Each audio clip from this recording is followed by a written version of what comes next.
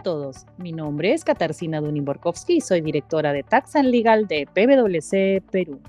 Bienvenidos a un episodio más de InFocus, el podcast donde semanalmente desarrollamos las normas y jurisprudencias más importantes en materia tributaria y aduanera y también analizamos las normas legales y noticias más importantes y su impacto en las empresas.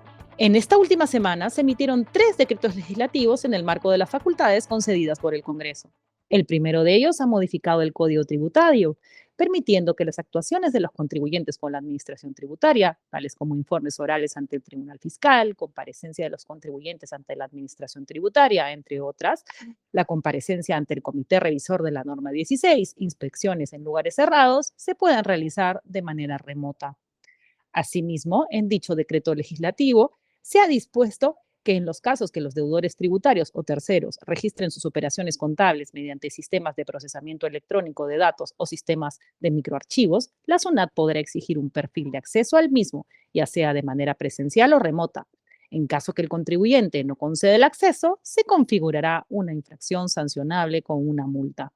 El segundo decreto legislativo modifica la ley del RUC y establece que a partir del 1 de julio de 2023, SUNAT podrá inscribir de oficio a todas las personas que considere necesaria su incorporación al registro por actos u operaciones que realicen, por el tipo, cantidad o valor de los bienes de su propiedad o por el tipo o valor de los servicios que consumen. En tal sentido, se ha incluido en la ley de RUC una disposición que señala que cuando las personas naturales no fijen un domicilio fiscal, se presume como tal, sin admitir prueba en contraria, cualquiera de los siguientes lugares: el de su residencia habitual, presumiéndose que esta cuando exista permanencia en un lugar mayor a 6 meses, aquel donde desarrolla sus actividades civiles o comerciales, o aquel informado ante las entidades de la administración pública, aquel donde se encuentran los bienes relacionados con los hechos que generan las obligaciones tributarias, el declarado ante la RENIEC, el declarado ante la Superintendencia Nacional de Migraciones o el declarado ante el Ministerio de Relaciones Exteriores. Finalmente, el tercer decreto legislativo dispone fortalecer los mecanismos de rendición de cuentas en las entidades del sector público a través de la implementación de estándares internacionales contables y financieros, implementando progresivamente en el sector público la contabilidad de costos, así como también precisan el alcance de las disposiciones referentes a las normas de contabilidad aplicables al sector privado. A continuación conversaremos con Roberto Polo sobre los cambios más importantes introducidos mediante los decretos legislativos y sus efectos prácticos.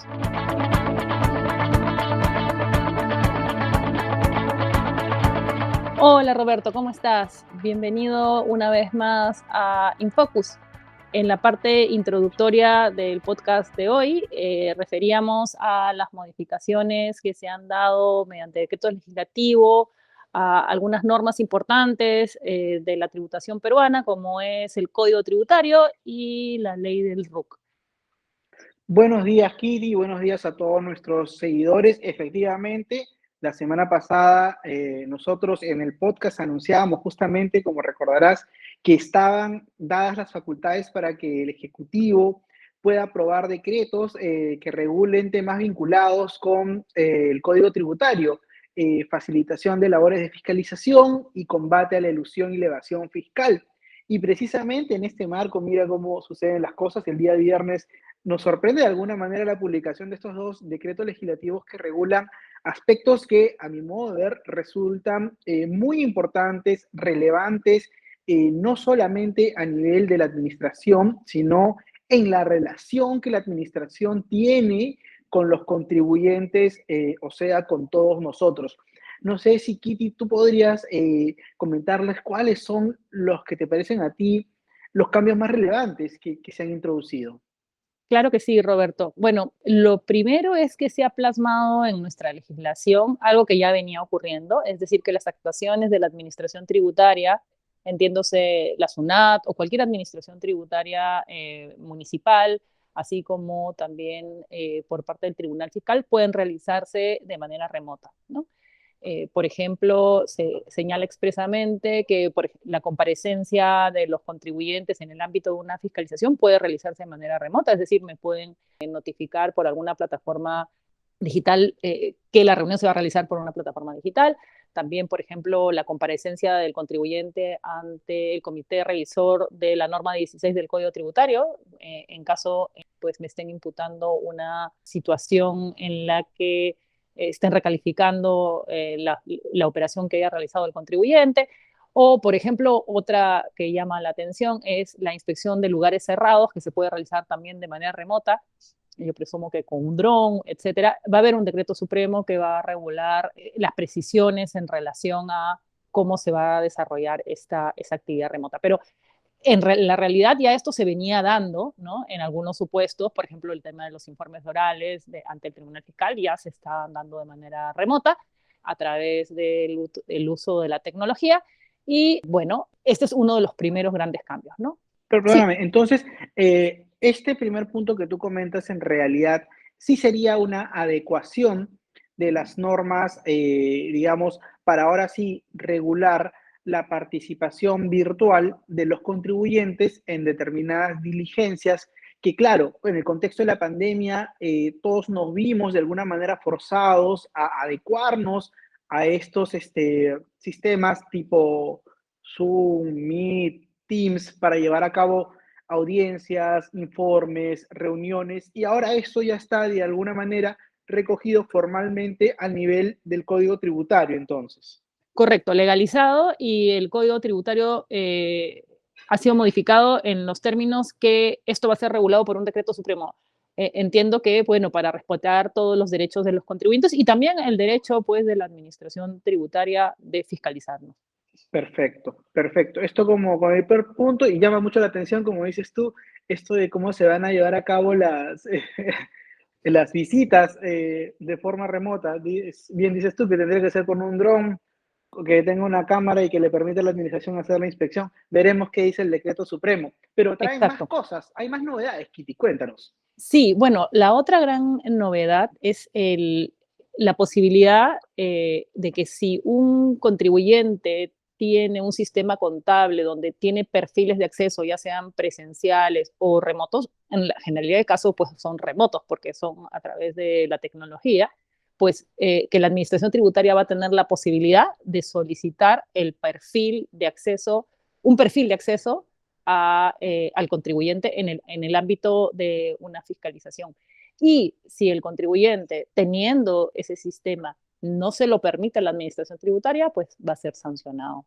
Y acá también, por lo que se ha visto, digamos, en el mercado, lo que se ha, digamos, traducido en algunas declaraciones, publicaciones, el gran tema digamos, preocupa a los contribuyentes es que si bien ya se ha dado esta facultad de la administración, todavía faltaría del lado de los contribuyentes, digamos, señalar de manera clara cuáles son, digamos, los usos, los límites, el destino, el cuidado y todas las medidas, digamos, que deberían tenerse en consideración por parte de la Administración Tributaria, ya que un acceso como el que comentas y que está recogido en la norma, implicaría darle un conocimiento absoluto de cualquier tipo de transacción dentro de la vida de la empresa. Claro, ahí hay discusión o en todo caso hay opiniones diversas en el mercado. Bueno, la norma sale el día viernes, hay diferentes personas que han opinado, hay quienes dicen que, bueno, la administración tributaria ya tenía esa información.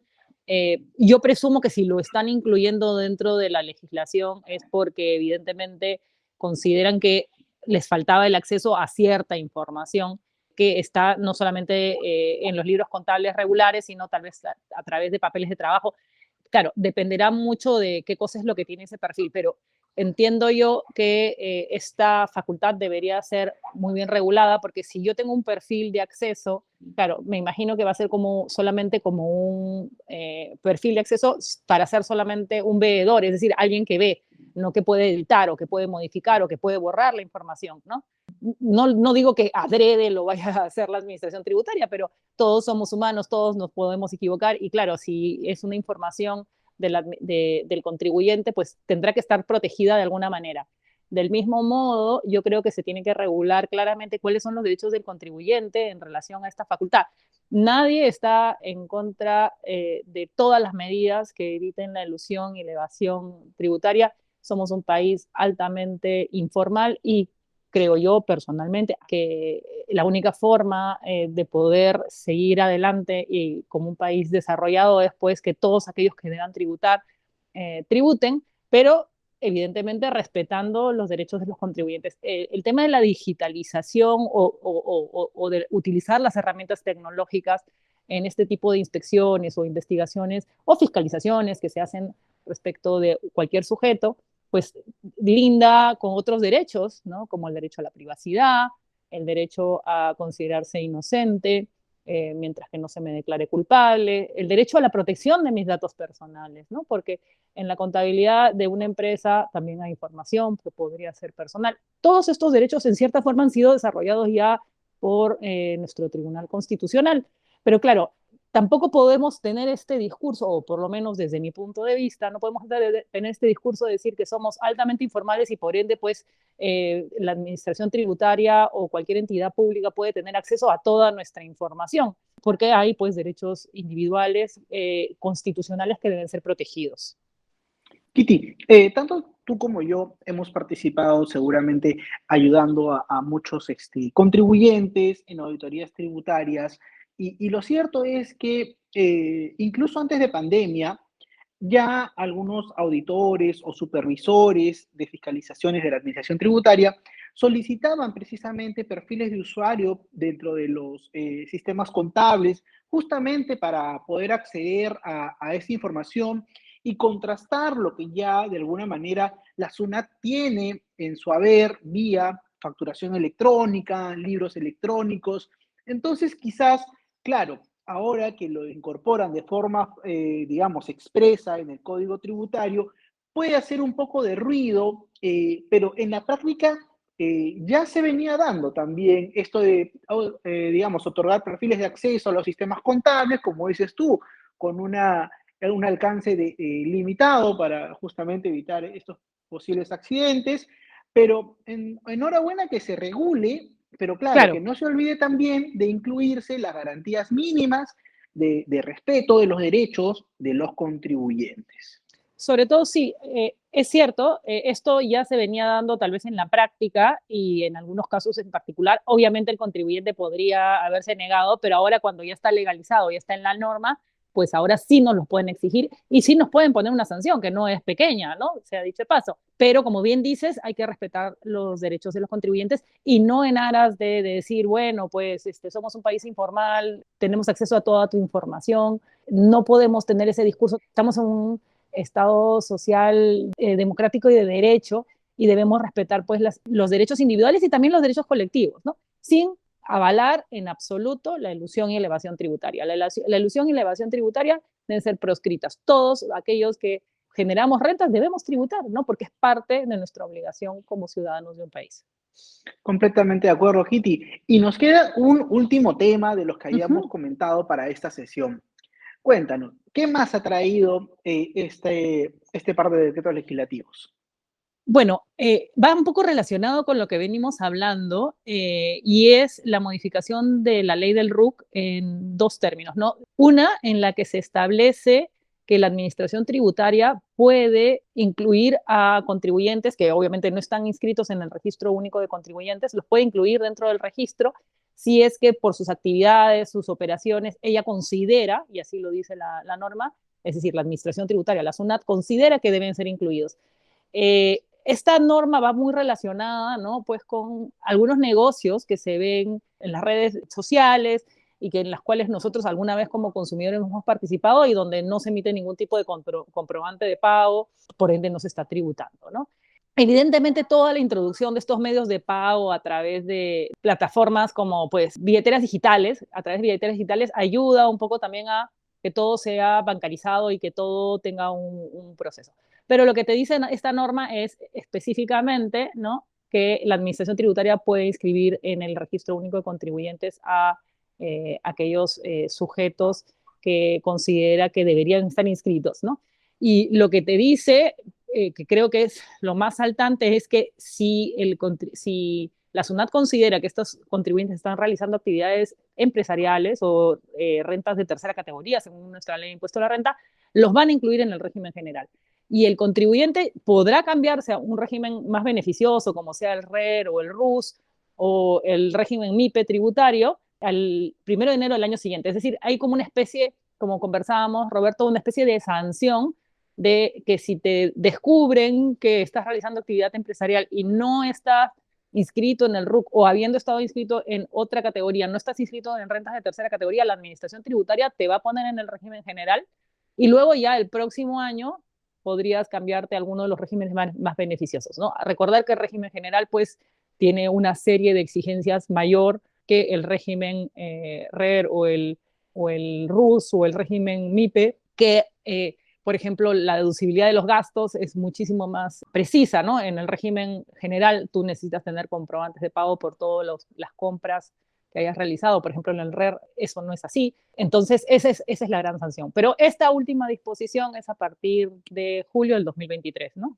Seguramente la SUNAT estará, digamos, tomando en cuenta estas disposiciones del Ejecutivo también para terminar de ordenar internamente los sistemas, el Data Analytics y toda esta cuestión informática que le va a permitir tomar conocimiento de todo este comercio que se da a través de plataformas y que hasta la fecha viene siendo como que un mercado totalmente informal, Y, donde no se emiten comprobantes, y que haya donde más hay... información, ¿no? Y yo Correcto, no, correcto. y yo no voy a, hace unos meses o al comienzo de la pandemia, tú sabes que a mí me gusta mucho LinkedIn, lo utilizo un montón, y había un post de una persona muy conocida en la cual señalaba, ¿no? Preguntaba, más que señalaba, si es que pues estos negocios debían tributar o no. Un poco nuevamente como bajo esta idea de que estábamos en pandemia, pues la gente se estaba, disculpen el término, recurseando, ¿no? Si debían tributar o no. Evidentemente tienen que tributar, o sea, nos pasa a todos que tal vez un amigo hace un emprendimiento, no sé, de lo que fuera, ¿no?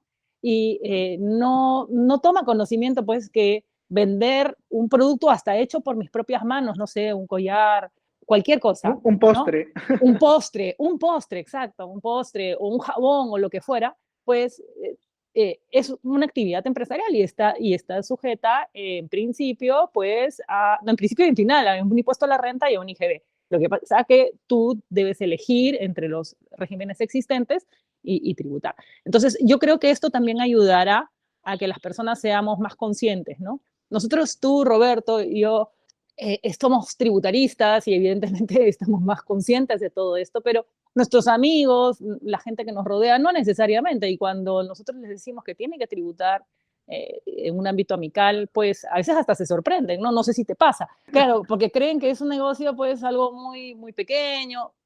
Claro, para esos negocios pequeños existe el RUS, para esos negocios pequeños existe el RER, ¿no? Y más aún, sobre todo ahora, donde ya si en todo caso no lo haces por convicción, sino porque tienes temor a que te descubran, pues ya también estas billeteras digitales también muestran pues que está ingresando a tu cuenta bancaria una cantidad de dinero que tendrás que justificar y la única forma de justificar pues es, si es que estás haciendo un negocio es, ok, estoy haciendo un negocio y tributo por eso.